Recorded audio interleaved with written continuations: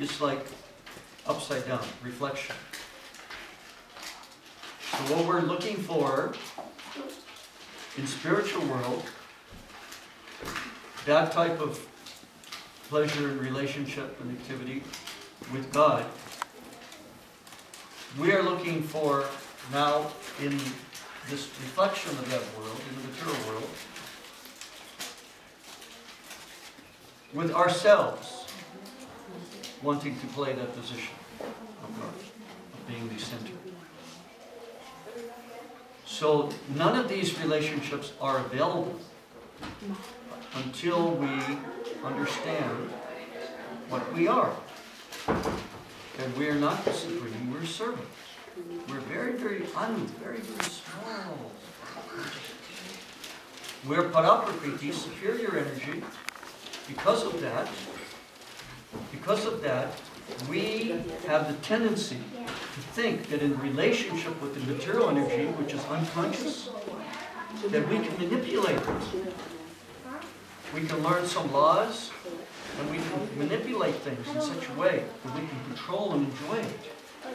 But what happens is that it starts to absorb our consciousness, as I was saying before. And we become more and more like that, like magic. And we become less and less satisfied as we get farther and farther from our Atma, which we have Brahma, Atma Brahma, pleasure there, Brahmananda, Atmananda, we have that ourselves. But we pull ourselves far away from that. We forget that as we become absorbed in matter. Because of this tendency to try to be the owner and controller of everything. Because we're not willing to accept what is our position in relationship to the One, who is actually there, God. So Krishna's saying, Dukkhalayam Shashvatam, that you're actually, this is a world that you're stuck in. I put you here because of your desire, and it's a place of suffering. So we may think, okay, fine. Because like every one of us, as we're getting old especially, something happens to this joint, or something happens to this tooth, or something happens, or even in our family life, this, that we make some compromise. We think, okay, this suffering is there. I learned to live with it, and I have something on the side here that I will get my juice from. And we keep on making more and more compromises like that. We find a way to, to struggle and squeeze something out of. Punapunas charvita charva, right? Hold on, just a second. Chewing the chew. Something's already chewed. Like when we were kids, we had gum. And there's no more flavor, right? So what you do, you think, well, maybe you're in school. So you put it underneath the desk. Okay? Because I have no place to throw away. And then you remember, next time you come back to that class, next day, I had no gum. Oh, I put it underneath the desk. Let me try it again. It tastes sweet.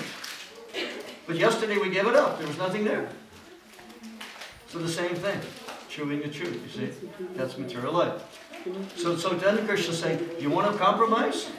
It's Dukkalayam, that's fine. You learn how to be so expert that you're going to squeeze some juice out of the world I've made to suffer in. Well, guess what? Shashvatam. I'm going to take you out. It's not only Dukkalayam, it's your Shashvatam. It's temporary. So just when you think you've got it all together with all your compromises, there you go. Forget it all. I'll put you in a new body somewhere else, and you learn how to make compromises all over again. So this is what he's saying, the first thing. Dukkalayam Shashvatam. And then he's saying, Mama Vamsa Jiva Loke, Jiva Bhuta Sanatana, Manasasthanandiyani, Prakritistani Prashati, Aparayama Taspaniyam, Prakritikari Param, Jiva Bhuta Mahabhavo, you were my heart, my Vamsa. You're just as good as me. You're godly. You're Paraprakriti. So you're the same nature as me. Spirit, Brahman. But now you've misunderstood. You don't understand that you're just a small little part of that Brahman. You want to compete with me. So I'm asking you that surrender to me. Otherwise, you can't get out of this. It's my tamtarantite. Daivi Shugunami. Daivi Shugun. Mama Mai Duratyaga. Krishna sings, Duratyaga, this Mama Maya. Impossible. You cannot get around it.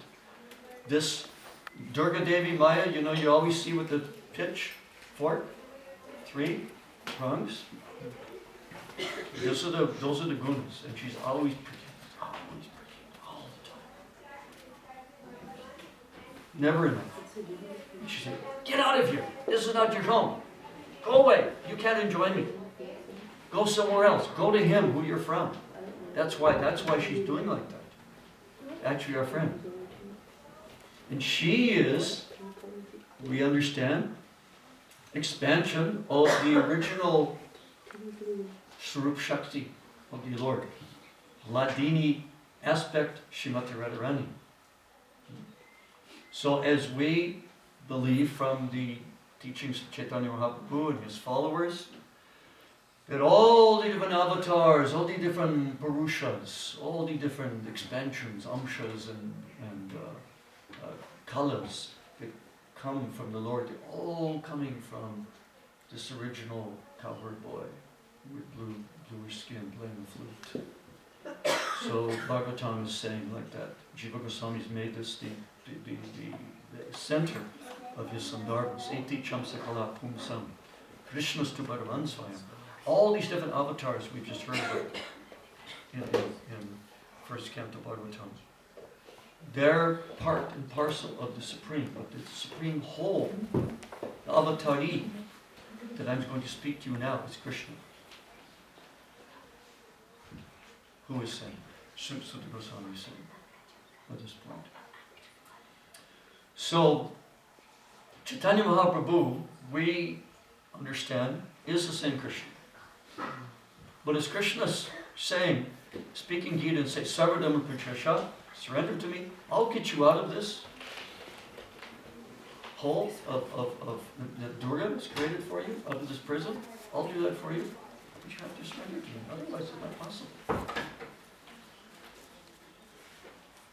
So,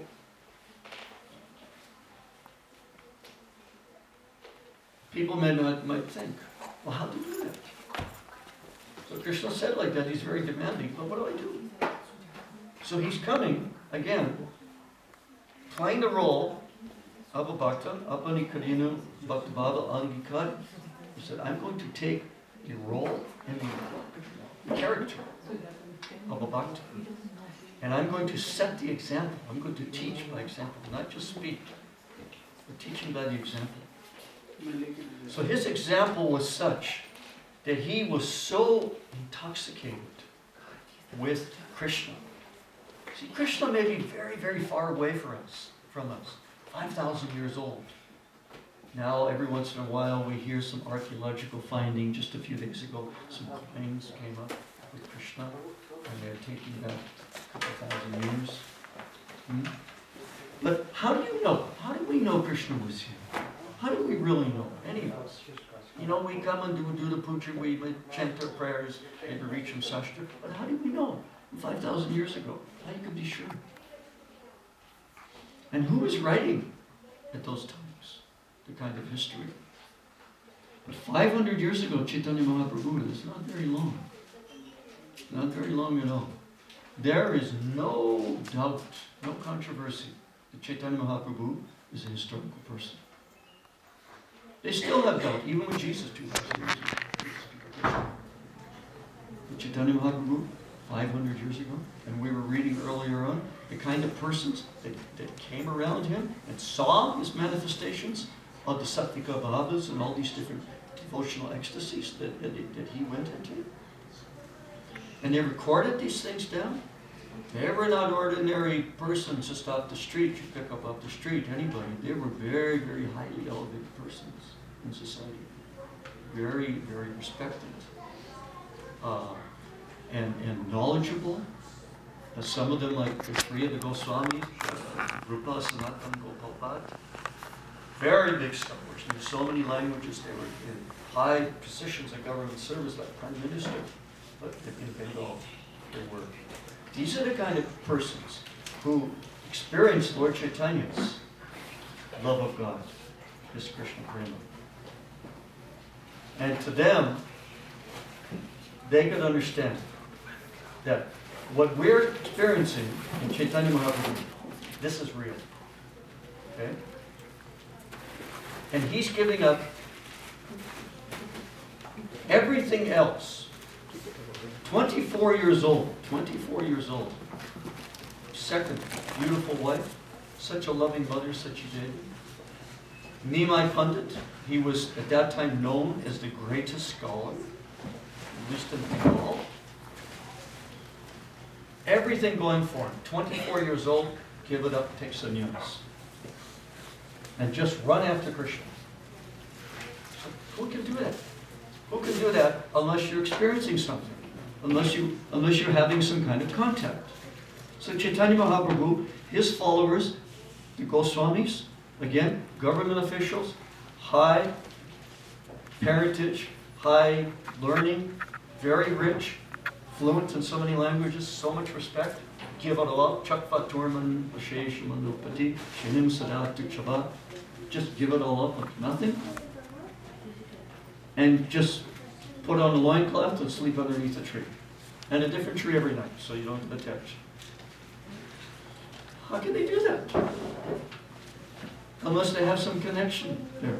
So we know Krishna was real because of how real he was to Lord Chaitanya. And what more, even if we know something about Krishna somehow, through some other lineage, okay, then maybe that we know something, we may know something of Krishna.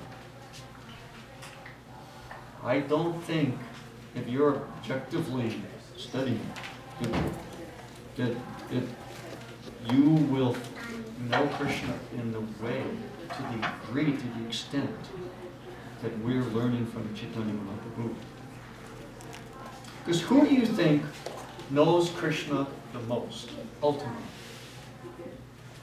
Of any person in existence, any being in existence, who knows Krishna the most? You may think Krishna. But even Krishna was at a loss. He could not understand himself. He couldn't understand why people are so crazy after him. Why these gopis are willing to give up everything, and their house and hearth and everything, for my benefit. So he wanted to come like a devotee, the highest devotee, Srimati Radharani. She's the one who knows the intimacy of Krishna. Just like when it's dark outside, tonight is full moon. But when it's very dark and cloudy, you can't see anything. Can't make any stars, no clouds, nothing.